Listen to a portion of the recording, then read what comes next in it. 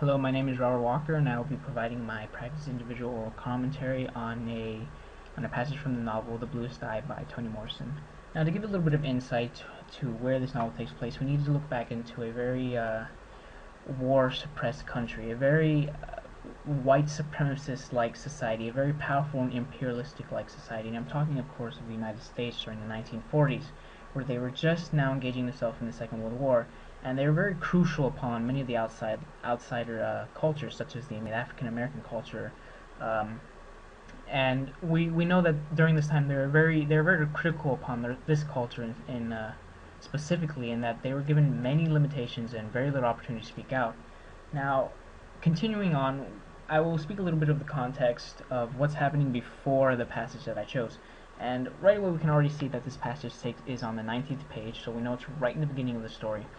And what's happening before is that Piccola has just moved into the McTeer house, and she was forced there due to the fact that she's having very social and problematic issues at home, and it's because her home is very dismal and depressing due to the fact that there's a lot of domestic violence between her own parents and a lot of mistreatment of her and her own brother.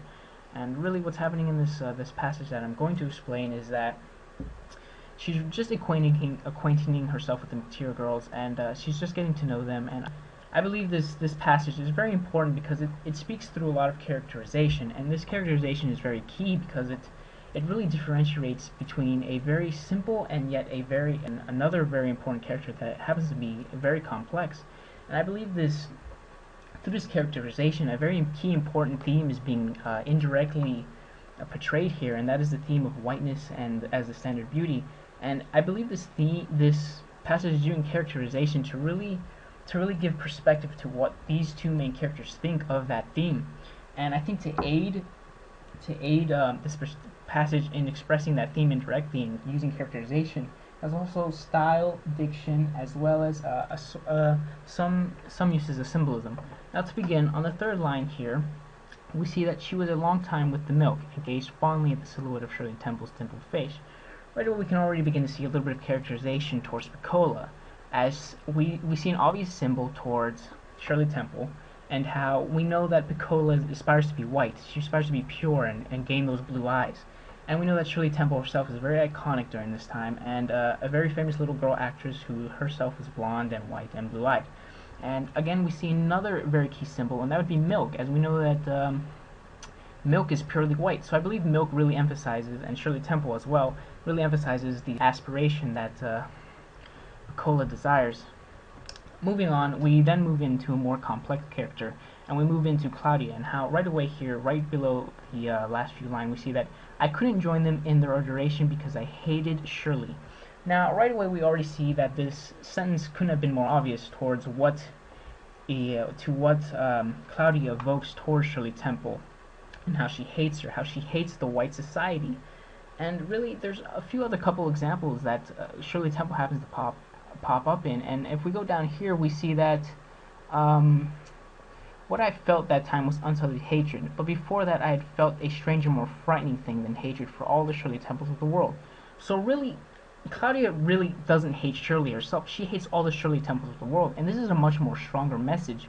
She's leaning towards the fact that she hates those stereotypical Dick and Jane-like middle-class white girls that are very, very much expressed throughout this novel and are very stereotypical during this time. And so that gives a little insight towards some of the characterization, towards what the perspective of these two characters believe towards the theme whiteness as a standard of beauty. However, there are other key factors in this passage that really express that as well.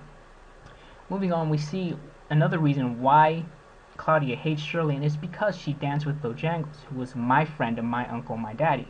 Now, right away, I'd just like to point out that Bojangles is an African American actor, and really what I think this is important is because she's expressing Bojangles as my friend, my uncle, my daddy. Now, obviously, they're not related by blood, but she's expressing the more hatred, more emotion, more anger towards the white culture because she believes that such an African American shouldn't be associating himself with a culture that indeed hates him behind his back, even behind the big screen. And I think what's key here is also the use of style, because we can see that my is repeated 3 times, and that's giving more emphasis towards the words that follow it. But really, what's really standing out is how my is italicized, and obviously that really stands out from the other text. And I believe Morrison is using this form of style to really express how the reader should be reading this phrase, and is giving more emphasis towards its meaning. And what I'm trying to say here is that a normal reader shouldn't be reading that phrase as my friend, my uncle, my daddy. No, they should be reading it as my friend, my uncle, my daddy. Notice the emphasis that I put on my to express a more property-like substance, how it belongs to her, how it's her own culture, it's her own people. It's trying to express itself like that. And moving on, I'd just like to point out the repetition of the word hate. Now, hate is a very strong word, and it's repeated 3 times here, and it's really used to express Claudia's emotions. This diction is being used to express her emotions anchored towards this white society.